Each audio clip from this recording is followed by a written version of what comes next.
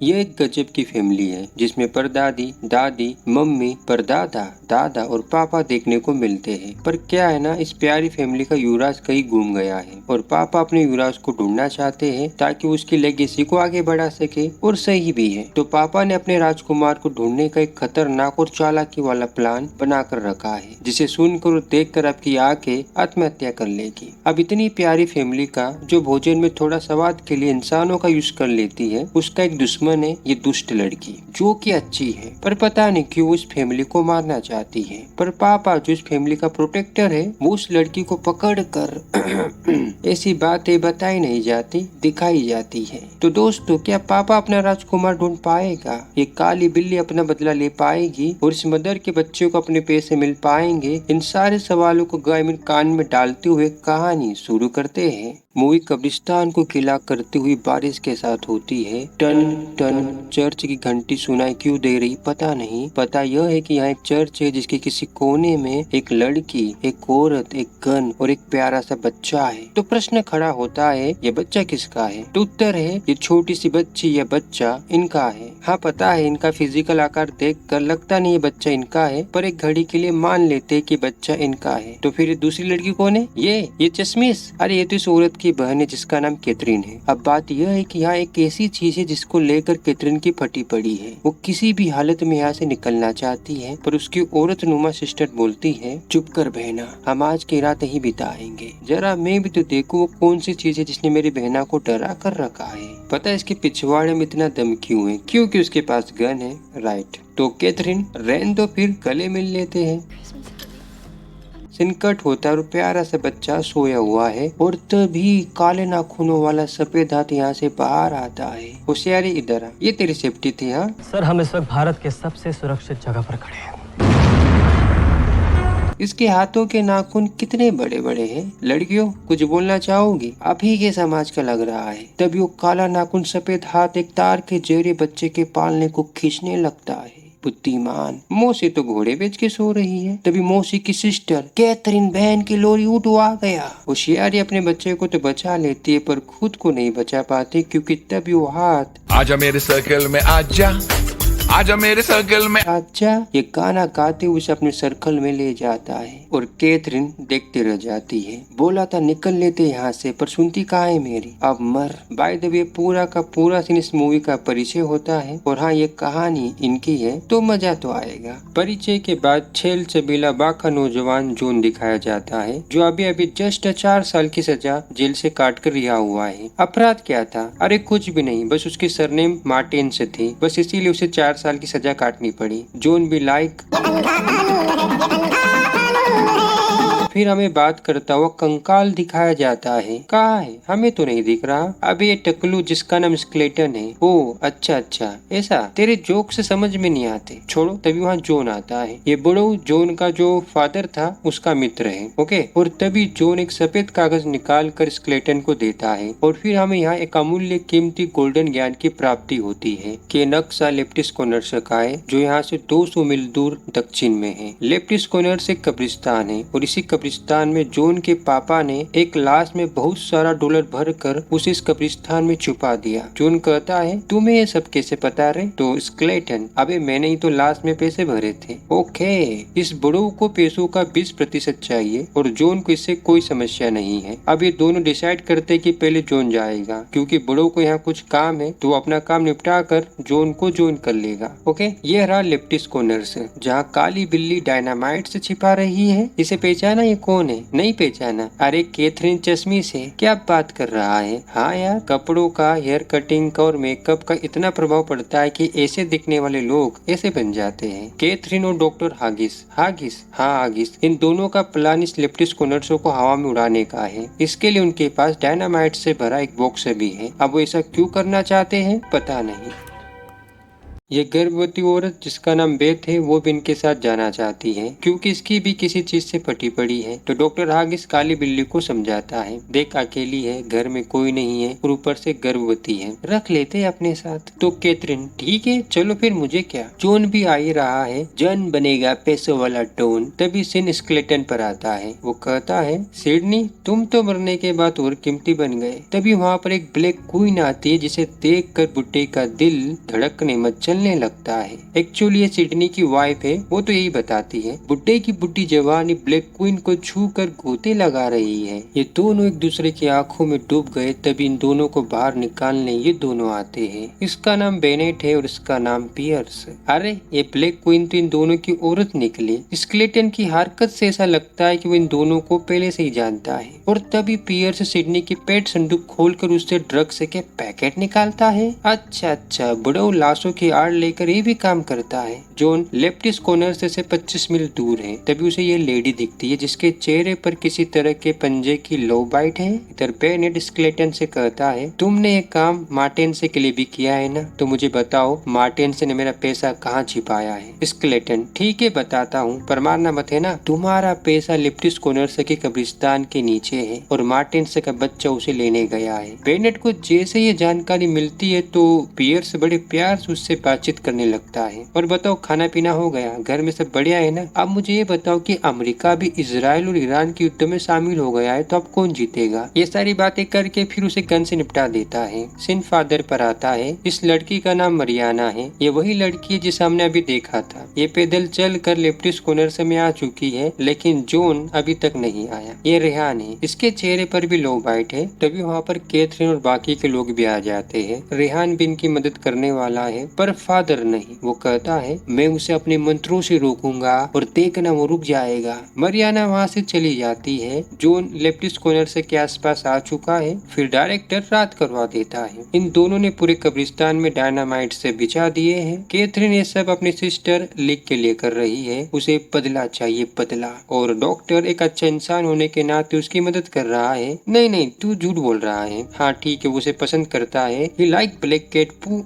और सुनो, अगर वो चीज डायनामाइट से बच गई तो इनके पास एक और प्लान है, प्लान बी, जो आगे बताऊंगा। फादर किससे बात कर रहा है और इसके पास मार्टिन से की बुक है। फादर की बातों से यह ज्ञात होता है कि मार्टिन से की पूरी फैमिली मर चुकी है, लेकिन मार्टिन से का एक बच्चा बाकी है। अच्छा, फादर ये सारी बातें इनको सुना रहा है, जिसे हम मुखिया जी कहेंगे। और यही वो चीज है जिसे कैथरीन मारना चाहती है, और इसी चीज ने मरियाना और रेहान को लो बाइट दिए हैं। भला इतनी प्यारी चीज को कोई मारता है। चलो, जॉन मार्टिन से भी कब्रिस्तान में आ चुका है। तभी बेथ कहती है, कैथरीन कब्रिस्तान में कोई है। तो कैथरीन ब्लैक विडो बनकर बाहर आकर जॉन को गन पॉइंट पर लेकर उसे चर्च में ले जाने लगती है। और ये सारा मनोरम दृश्य बेनेट अपनी दूरबीन से देख रहा है। ये तिकड़ी भी वहाँ आ चुकी है। डॉक्टर और रेहान क्या कर रहे हैं? वो सुरंग बंद कर रहे हैं, क्योंकि मुखिया जी सुरंग से ही आते हैं और जब कभी भी उनका दिल चर्च में आने को करता है तो इसी सुरंग से आते हैं। तभी वहाँ पर कैथरीन भी जॉन को लेकर आ जाती है। कैथरीन, देख रहे चिकने, एक बार हम कब्रिस्तान को उड़ा दे, फिर तू आराम से अपना काम करते रहना। रेहान संभाल इसको। तभी मुखिया जी सेफ्टी को चेक करने आते हैं। डॉक्टर जी सेफ्टी को एंटीसेप्टिक देने लगते हैं, पर कैथरीन मुखिया जी पर गोलियों की बौछार कर देती है। अब वो डायनामाइट की बटन दबाने जा रही है। इधर जॉन और रेहान के बीच में गन को लेकर मशक्कत होने लगती है। तभी ब्राउन कैट ब्लैक कैट को एक रेपटा मारती है और पियर से हेलो गाइस बोलकर गन से रेहान को उड़ा देता है। और फिर आराम से बेनेट भैया अपनी एंट्री लेते हैं। वो कहता है, देवी और सज्जनों, आपके काम में दखल अंदाजी देने के लिए माफी चाहता हूँ, लेकिन जैसे ही मुझे मेरे धन रूपी पैसे मिल जाएंगे हम लोग यहाँ से प्रस्थान कर जाएंगे। मुखिया जी भी सारी बातें गौर से सुन रहे हैं। देवी और सज्जनों, इसके नीचे क्या है? चलो पता लगाते हैं। तुम मेरी ब्लैक क्वीन, तुम इसके नीचे जाना चाहोगी? मैं भी तो देखूं तुम्हारे अंदर कितनी गर्मी है। तभी जॉन, रहने दे, मैं बताता हूँ। क्या गर्मी? नहीं, तुम्हारे पैसे कहाँ है? वो तेरे पैसे इसी कब्रिस्तान की किसी कब्र में दफन है। तो फिर जॉन, पियर्स, ब्लैक कैट और बेनेट ये लोग कब्रिस्तान में आते हैं। तभी जॉन, ये मेरी दादी की कब्र है। ये सुनकर बादल रो देते हैं, वो आंसुओं की झमाझम बारिश करते हैं। जॉन अपनी ही दादी की कब्र की खुदाई कर रहा है या उससे करवाई जा रही है। मुखिया जी तो कब्र के नीचे है। खैर जॉन अपनी दादी की कब्र बाहर निकाल लेता है। पियर्स ताबूत खोलता है पर पैसे तो नहीं होते। तो पियर्स, ले भेंच तेरी दादी से गले मिल ले। और तभी कैथरीन वहाँ से भागने लगती है तो बेनेट उस पर गोलियां चलाता है। ब्लैक कैट को खून पहले आ जाता है और गोली बाद में लगती है। और तभी मुखिया जी जॉन के पैर पकड़ लेते हैं। वो उन्हें अपने घर के लिए इनवाइट कर रहे हैं, उन्हें अपने साथ ले जाते हैं। पर जॉन को मुखिया जी का स्वागत पसंद नहीं आता तो जॉन मुखिया जी की कुटाई कर देता है। तो मुखिया जी जॉन को छोड़ देते हैं तो जॉन वहाँ से बाहर आने का रास्ता ढूंढने लगता है। पियर्स ब्लैक कैट को उठा कर लाता है। डॉक्टर आगिस की तो जान ही निकल जाती है। मेरी ब्लैक कैट को क्या हुआ, तुम चिंता मत करो, मैं तुम्हें बिल्कुल ठीक कर दूंगा। तभी सुरंग से जॉन बाहर आने लगता है पर बेनेट और पियर्स मुखिया जी समझकर उस पर गोलियां चलाने लगते हैं। पर जॉन हीरो है तो हीरो वाली एंट्री मारता है पर इत्तेफाकन इतनी सारी गोलियां चली उसे एक भी नहीं लगी। रजनीकांत, कैथरीन भी ठीक ही है। डॉक्टर हागिस ने अच्छे से इलाज कर दिया उसका। ब्राउन कैट उन पर नजर रखी हुई है और फादर बेनेट को मार्टिन्स परिवार का पारिवारिक रिकॉर्ड देते हैं जिसमें बेनेट को पता चलेगा कि मार्टिन्स परिवार की कितनी कब्रें हैं। तीनों लड़के एक साथ है, बढ़िया सीन है। इधर जॉन पियर्स को अपनी प्यारी बातों में फंसाकर उसे सारा पैसा देने की लालच देकर उसे कब्रिस्तान में ले जाने लगता है। बेनेट को मार्टिन्स परिवार की आखिरी कब्र के बारे में पता चल जाता है। उसे लगता है मैं भी यहीं पे से हो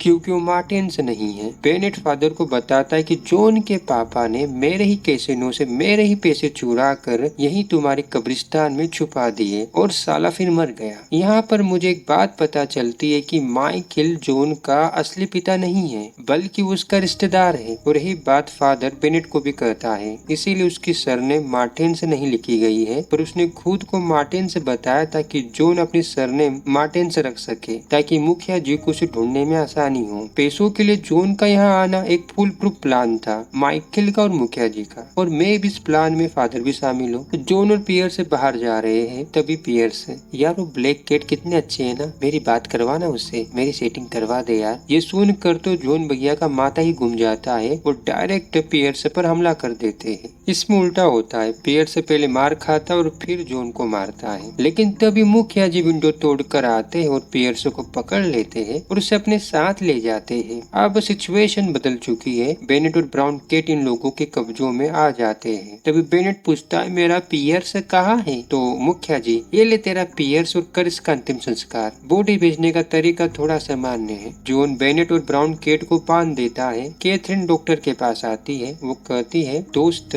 प्लान बी शुरू करने का टाइम आ चुका है, और वो कहकर वहाँ से चली जाती है। आखिर ये जा कहाँ रही है? फादर कहाँ जा रहा है और मुखिया जी क्यों आ रहे हैं? कैथरीन यहाँ आती है और इस ट्रक में बैठ जाती है। वो ट्रक को चालू करके वहाँ से ले जाने लगती है। अच्छा, इसके अंदर तो फ्यूल है। अब मैं इनका प्लान समझ गया। और तुम देखो, डॉक्टर की बोतल खत्म हो चुकी है और उसका गला सूख रहा है। डॉक्टर एक काम कर, मेरे घर आ जा, मेरे घर के पीछे कच्ची मिलती है, खूब पीना। पर छोड़ो, तो वो चर्च में दूसरी बोतल ढूंढने लगता है और उसे मिल जाती है। वो अपना गला गीला करता है। इधर मंद मंद मुस्कान लिए हुए मुखिया जी फादर के पास आते हैं और फादर उसे बता देता है कि जॉन ही तुम्हारा राजकुमार है, वही तुम्हारा खून है। वो आगे कहता है कि अब तुम ये खूनी खेल बंद कर दोगे क्योंकि अब तो तुम्हारी फैमिली भी कंप्लीट होने वाली है। और खुशी के मारे मुखिया जी फादर की जान ले लेते हैं। मुखिया जी की खुशी काफी जानलेवा है। बेनेट अपने हाथों को फ्री करने की कोशिश कर रहा है। ब्राउन कैट ने जॉन को अपनी खूबसूरती में उलझा कर रखा है और तभी बेनेट जॉन की गर्दन पर कांच रख देता है। Honey trap. डॉक्टर देखता है कि सभी लोग गायब हैं और बेत रो रही है। वो जैसे ही बेत के पास आता है तो मुखिया जी उस पर भी हमला कर देते हैं। बेनेट जॉन से माइकल की कब्र खुदवा रहा है। उसे लगता है पैसे यहीं होंगे। बेनेट कहता है तुम्हारे कंधे पर एक निशान है ना? जॉन, हाँ है, पर तुम्हें कैसे पता? वो फादर ने बताया था। तुम्हें पता है वो निशान तुम्हारे मार्टिन सोने का सबूत है। कैथरीन ट्रक को लेकर कब्रिस्तान के पास आ जाती है। वो ट्रक से बाहर आकर कब्रिस्तान में आती है और क्या देखती है कि बेनेट जॉन से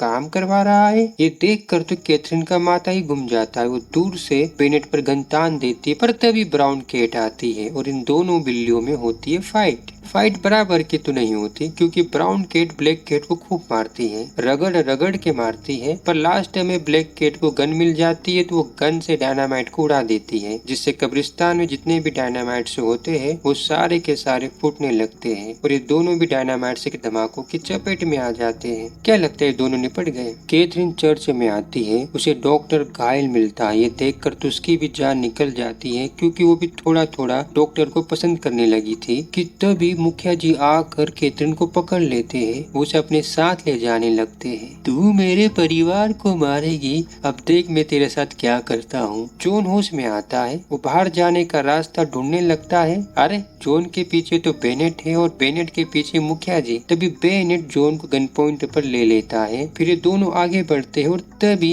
गिरते हैं गिरे हुए लोग। फिर हमें मार्टिन्स का पूरा परिवार दिखाया जाता है। बेनेट तुरंत कहता है, ये निशान देखो, ये तुम्हारा बर्थ सिंबल है, यही तुम्हारा खून है। मुखिया जी, हाँ ये मेरा खून है। इस पूरे परिवार की न्यूज जोनाथन मार्टिन्स ने 1822 में डाली थी। बेनेट को अपने पैसे भी मिल जाते हैं। जॉन का परिवार ऐसा क्यों है पता नहीं, क्योंकि इस मूवी में जरा सा भी नहीं बताया गया है कि उसका परिवार ऐसा क्यों बन गया। कैथरीन भी यही है, कैथरीन को पुरुषों ने पकड़ कर रखा है। इसे देखो, इसे वो किस तरह बालों को सला रहा है। आदमी आदमी ही रहेगा, चाहे वो मर गया हो या फिर जिंदा हो। जब मैंने पहली बार मूवी देखी थी तो मुझे लगा था कि मुखिया जी इकलौते हैं, पर मैं गलत था। मुखिया जी का तो हरा भरा लंबा चौड़ा परिवार है और अब जॉन भी उसमें शामिल होने वाला है। पर जॉन, नहीं ये मेरा परिवार नहीं है। कैथरीन, अरे कुछ करेगा कि देखता ही रहेगा। तभी जॉन एक चीज में आग लगाकर अपने ही परिवार को डराने लगता है। किसी महान शख्स ने कहा है कि बाबू भैया, औरत का चक्कर बहुत खराब होता है और यहाँ पर तो